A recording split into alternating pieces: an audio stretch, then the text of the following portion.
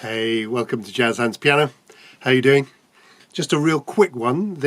I'm going to talk about voice leading within triads, just as a preparation for moving around some of the chords that you're going to have on Autumn Leaves.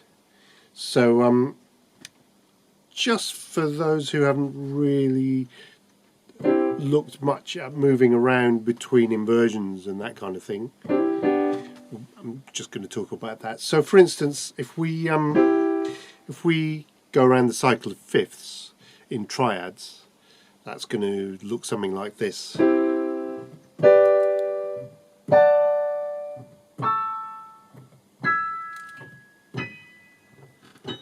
Oh, and I've run out of keyboard.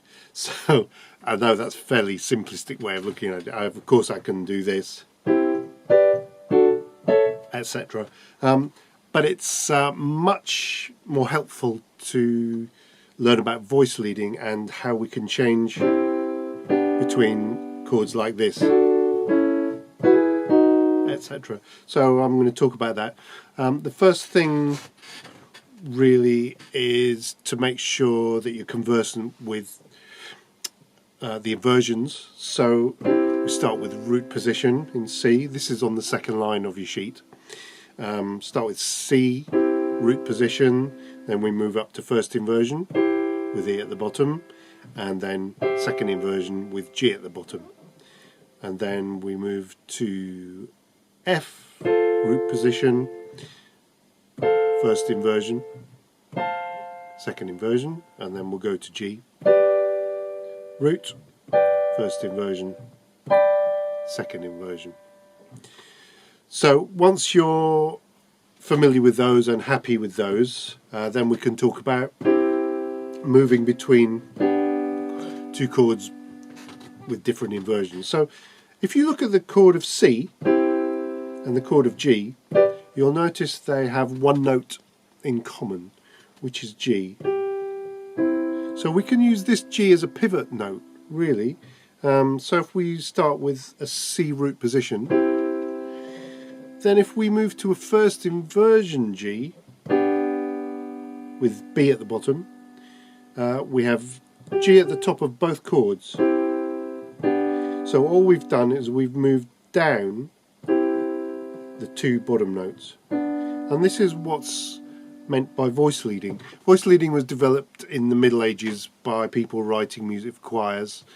And the general idea is that the music wasn't always sung by professionals, so they wrote the parts as simply as they could, to make sure that people didn't have big jumps or anything. So voice leading is about keeping each vocal part within one voice, if you like. So, soprano, alto, tenor, bass. You might be familiar with those terms, but any of those parts would be moving minimally. So for instance, if we say we have tenor, alto, soprano here, so the tenor would go, just move down a note.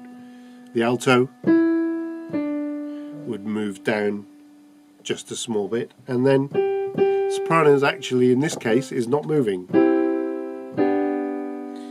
And then so if we follow this pattern around the cycle of fifths, so root, first inversion, back to root. So of course D being the next step round after G.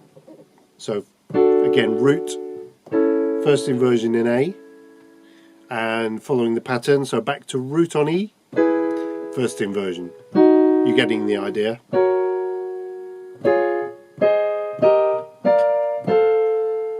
And before you know it, we're back at C. Yeah? So once you've got familiar with that exercise,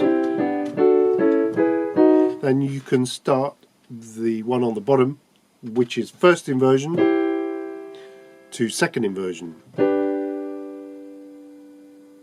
Yeah?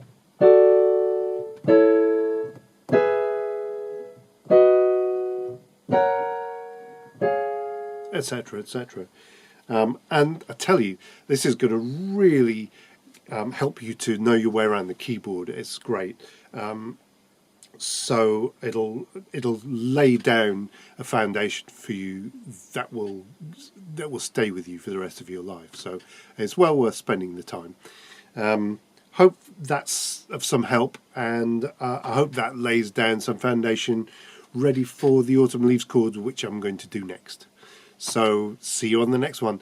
Please, if you like, then leave me a like down there, and if you haven't subscribed, please do so. All right, see you next time.